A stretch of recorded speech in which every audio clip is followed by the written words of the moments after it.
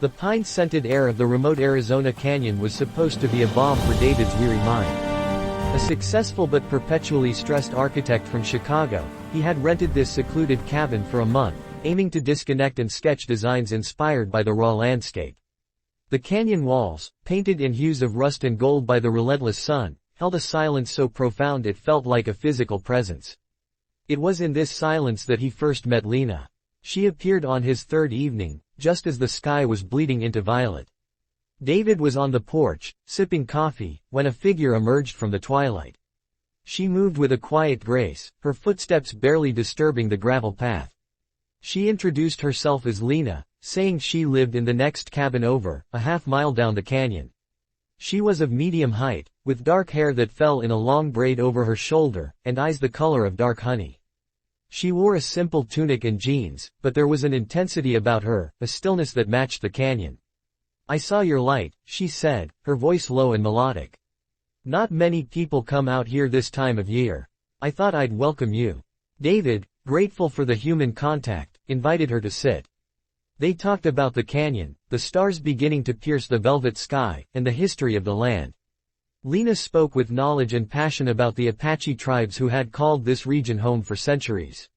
She mentioned her own heritage, a mix of Apache and Mexican, and how she had returned to these lands to reconnect with her roots. David was fascinated. His own interest in indigenous cultures was amateur but sincere, born from a desire to understand the stories etched into the earth he built upon. Over the next week, Lena visited often. Their conversations deepened. She shared stories of Apache spirits and mountain gods, of rituals and ceremonies that honored the balance between man and nature. David listened, enthralled, sketching as she spoke. He found her captivating, not just for her knowledge, but for the poignant sadness that sometimes flickered in her eyes. She spoke of loss, of a grandmother who had been a keeper of traditions, and of a modern world that often forgot such wisdom. One afternoon, Lena brought him a gift. A small, beautifully crafted dreamcatcher. "It's not just a tourist trinket," she said seriously. "Among my grandmother's people, it was believed to filter dreams, letting only the good ones pass through. You seem like a man who has too many thoughts at night." David was touched. He hung it above his bed, and for the first time in years, he slept without waking in a cold sweat over missed deadlines or structural calculations. The night it happened was unusually cold for the season. A sharp wind howled down the canyon, rattling the windows of the cabin. David had built a robust fire and was reading by its light when a soft knock came at the door. It was Lena, wrapped in a thick blanket, shivering. She apologized for intruding but said her fireplace had choked out and she couldn't get it relit. He, of course, invited her in. They sat by the fire, sharing a bottle of red wine. The conversation turned more personal. Lena asked David about his life in Chicago, his work, his relationships. He found himself opening up, telling her about his failed engagement, his sense of being adrift despite professional success. She nodded, understanding. "Sometimes," she said, staring into the flames, "we need to strip away everything to remember who we are." The old rituals were about that. A return to essence. The wine and the fire's warmth made David drowsy. Around midnight, he offered Lena the couch, but she declined, saying she would be fine once the wind died down. He retired to his small bedroom, leaving the door ajar for warmth from the fireplace. Sleep claimed him quickly, aided by the wine and the rhythmic sigh of the wind. He was awakened not by a sound, but by a shift in the air. The fire had died to embers, casting a faint orange glow. The wind had stopped. In the profound quiet, he felt the weight on the other side of the bed. Then, the covers lifted, and a body slid in beside him. His heart hammered against his ribs. He turned his head. Lena was there, on her side, facing him. In the dim light, he could see she was wearing only a thin, sleeveless shift of pale cotton that ended mid-thigh. The fabric did little to conceal the curves of her body. Her skin seemed to glow, and her hair was loose, fanning across the pillow. She was so close he could feel the heat radiating from her, could smell the scent of sage and desert rain on her skin. Before he could speak, before he could even form a question, her voice cut through the darkness, calm and clear. "Do not be alarmed, David. This is an Apache ritual. A very old one. It is called, the sharing of warmth, or, the night of truth. It is done between trusted souls to ward off the cold spirits of loneliness and to speak truths that the sun would burn away. David's mind reeled. Apache ritual. He had read extensively in preparation for this trip, but he had never encountered such a practice. His instinct was to pull away, to demand an explanation, but something held him back. The earnestness in her voice, the cultural context she had so carefully built over their conversations, and his own deep-seated fear of offending her or misinterpreting a tradition he respected, all combined to paralyze his tongue. He stayed silent, rigid, listening to his own pulse thunder in his ears. She continued, her breath warm against his face. In the silence between two people, in the shared vulnerability of night, pretenses fall. The ritual is not about passion. It is about presence. It is about acknowledging another human's essence without the armor of the day. My grandmother spoke of it. It is rarely done now, but tonight, with the cold so deep, and with the truths we shared, it felt necessary. David said nothing. He was trapped between disbelief, curiosity, and a stark, undeniable arousal. He remained utterly still, a statue in his own bed. Lena did not move closer, nor did she touch him. She simply lay there, her eyes open, watching him in the near darkness, as if waiting for his silence to break. But it didn't. He was a man who solved problems, who commanded meetings, who designed structures that touched the sky, yet here, in this tiny cabin, under the claim of an ancient ritual, he was rendered mute. The only sound was their breathing, slowly synchronizing in the quiet room. The dreamcatcher above them swayed gently in a draft, its feathers a faint silhouette against the window, where the first hint of dawn was just a rumor on the horizon. The dawn came, pale and cautious. David had not slept another wink. He had lain there, motionless, for what felt like an eternity, until the gray light filtered through the windows and defined the contours of the room. Lena, beside him, had eventually closed her eyes, but her breathing never deepened into the rhythm of sleep. It was as if she, too, was suspended in a state of vigilant waiting. As soon as the room was sufficiently lit, she slid out of the bed with the same silent grace with which she had entered. She picked up her blanket from the floor, wrapped it around herself, and without a word or a backward glance, left the bedroom. David heard the soft click of the front door closing. He exhaled a breath he felt he'd been holding for hours. His body ached from tension. He sat up, running his hands over his face. What had just happened? A ritual. The sharing of warmth. His mind, now clear of the night's fog, was flooded with skepticism and a simmering anger. Had he been manipulated? Was it a clumsy seduction attempt dressed up as cultural practice? Or was it, as she claimed, a genuine, albeit intimate, tradition? He spent the morning in a state of agitated confusion. He tried to sketch but produced only jagged, meaningless lines. He made coffee but forgot to drink it. The memory of her in that thin shift, the heat of her body so near his, played on a loop in his mind. But overriding the physical memory was the question of authenticity. David was a man of facts, of blueprints and codes.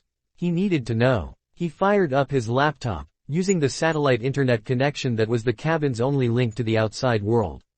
He searched for Apache ritual sharing of warmth, night of truth, Apache bed rituals.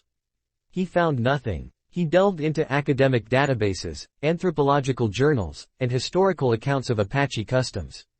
He read about puberty rites, healing ceremonies, and warrior traditions, but there was no mention of a ritual involving sharing a bed platonically to ward off cold spirits of loneliness. The closest he found were references to the importance of hospitality and the sharing of resources for survival, but nothing so specific or intimate. A cold knot formed in his stomach. The evidence, or lack thereof, pointed to a fabrication. Yet, why would she lie? What did she want from him? Money. He was comfortable but not wealthy. Sex. She had made no overt move. Companionship. She had that already through their conversations. The puzzle was maddening. For 2 days, David avoided going outside the cabin, half expecting Lena to visit, half dreading it. She did not come. The canyon returned to its immense silence, but now it felt oppressive, accusatory. The dreamcatcher above his bed seemed to mock him. On the third morning, fueled by a resolve to confront the ambiguity, he marched down the gravel path to her cabin. Her place was smaller, more rustic, almost blending into the canyon wall. He knocked. After a long moment, she opened the door. She looked tired, with shadows under her eyes, but her gaze was steady. She was dressed in her usual jeans and a sweatshirt, her hair tied back. "David," she said, no surprise in her voice. "We need to talk," he said, his tone tighter than he intended. She nodded and stepped aside, inviting him in. Her cabin was sparse but homely, with shelves of books, dried herbs hanging from the beams, and a large, intricate weaving on the wall that looked old. He didn't sit. "The other night," he began, forcing himself to look directly at her. "That ritual. I've tried to research it. I can't find any record of anything like it." Lena's expression didn't change. She walked to a small stove and poured 2 cups of tea from a simmering pot, handing one to him. "Not all things are written in books that are easy to find, David. My grandmother's stories were oral. They were not for anthropologists. But the specifics," he pressed, ignoring the tea. "Sharing a bed. Almost naked. Claiming it's to speak truths. It sounds convenient." A flash of something, pain, anger, crossed her face. "You think I invented it to get into your bed? You think that little of me?" Her voice was low but sharp. "I don't know what to think." David exploded, his frustration boiling over. "You tell me all these stories, you make me feel connected to something real, and then you pull this. And I just lay there like an idiot, saying nothing." "You stayed silent," she said, her eyes probing his. "Why did you stay silent?" The question disarmed him. He replayed the moment. The shock, the cultural deference, the fear of being wrong, the sheer, breathtaking audacity of the situation. I didn't know what to say. I didn't want to disrespect something I didn't understand. Or, Lena said softly, setting down her tea, "You were afraid to admit what you really felt. The ritual works that way. The silence forces you to confront what is inside. Not just me, but you. What truths were in your silence, David?" He stared at her, his anger deflating into confusion. Was this a psychological game? "My truth was that I was shocked and confused. And now I'm even more confused. I need a straight answer. Is this a real Apache practice or not?" Lena turned and looked out the small window at the towering canyon wall. "My grandmother was Apache. She married a Mexican man. They were both outcasts in their own ways. She told me stories to keep our history alive. Some were from the old days, some were adaptations. Stories to explain hard things. The Night of Truth was her story. She said it was practiced in her family line, a small band that lived deep in the mountains. It was for times of great sorrow or fear, when words had failed. The physical closeness, the vulnerability, was meant to rebuild trust on a level deeper than language." She turned back to him. "So, is it in a textbook?" "No. Is it real to me?" "Yes." Was it real to her? "Absolutely." David absorbed this. It was a family story, a personal tradition, not a widely documented tribal ritual. The line between cultural truth and personal mythology blurred. "Why with me?" he asked, his voice barely a whisper. "Because you listened," she said simply. "And because I am lonely. And because I saw your loneliness, too. It echoes in this canyon. The ritual was my way of offering connection, in a way that felt sacred to me. A way that honored my grandmother's memory. I did not mean to frighten or manipulate you. I thought you understood the depth of our conversations." David felt the weight of her honesty. His architect's mind, which sought solid foundations, struggled with this intangible, emotional logic. But his heart, the part he had come to the canyon to rediscover, heard a resonance. He had stayed silent not just out of confusion, but because a part of him had wanted the connection she offered, however unorthodox. His silence had been a complicity. "I have truths too," he said finally, the words feeling strange. "I am terrified of being alone, even though I often choose it. I build things to leave a mark because I'm afraid I, myself, am insignificant." He had never said that aloud. Lena nodded, a small, sad smile touching her lips. "The ritual begins its work," she said. The silence is broken. The confession hung in the air between them, a fragile bridge over a chasm of misunderstanding. David felt both exposed and relieved, as if a tightly wound coil inside him had finally sprung loose. Lena's acknowledgement, that his silence had been a form of truth-telling, changed everything. It wasn't about verifying a ritual in an anthropology journal, it was about the human need it represented. In the weeks that followed, a new dynamic settled between them. The unspoken event of that night was not forgotten, but it was no longer a barrier. Instead, it became a reference point, a raw, honest beginning. They continued to spend time together, but the conversations shifted. They spoke less of ancient spirits and more of present wounds. David learned that Lena's return to the canyon was not just a reconnection with heritage, but a retreat from a painful divorce and a career in nursing that had left her burned out. Her grandmother's stories were her anchor in a life that felt unmoored. David, in turn, shared more of his own story, the pressure of his father's legacy, the emptiness of his sleek Chicago apartment, the fear that his creativity had been buried under spreadsheets and client demands. He sketched not just landscapes, but ideas for community centers, spaces designed for human connection rather than corporate impressiveness. Lena would watch him draw, her quiet presence a catalyst for this new inspiration. One afternoon, they hiked to a high ridge overlooking the canyon. The view was staggering, a vast tapestry of rock and sky. As they sat on a sun-warmed boulder, Lena spoke softly. "I need to apologize to you, David." He looked at her, surprised. "For what?" "For the other night," she said, her eyes on the horizon. "For invoking my grandmother's story in the way I did. It was unfair. I presented it as a definitive ritual, when it was always more of a metaphor she used. She told me that story when I was a teenager, heartbroken for the first time.